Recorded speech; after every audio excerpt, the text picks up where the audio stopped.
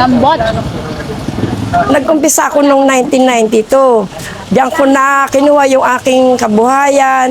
Napag-aral ko ang mga anak ko, 3 anak ko, napagtapos ko sila. At nakapagpagawa ako ng bahay na para hindi na kami uupa. Ako, si Lucy, may-ari ng meriendahan. Nag-umpisa ako noong 1992.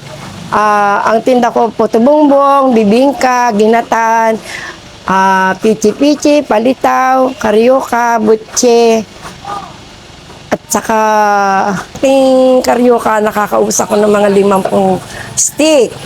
Ang butche ko naman, mga 80. Ang palitaw ko, 70. Ang pichi ko, 100 pieces. Tapos may ginatan ako. Ginatan ko, nakakabenta ako dyan ng mga 60 tasa.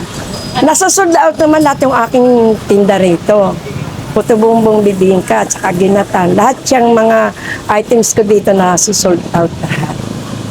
Sa ngayon, Monday to Sunday ang aking bukas. 11 up to 5, 6, ganon ang aking... Let's try their pichi-pichi. Lambot. Balance na tamis and chewy na karyoka. Isa din sa binabalik-balikan sa kanila is yung kanilang palitaw. And isa din sa mga favorite ko merienda is yung butchi. In fairness sa butchi nila, hindi tinipid sa fillings. Kaya naman pala nakakaubos ng almost 100 pieces since 1992.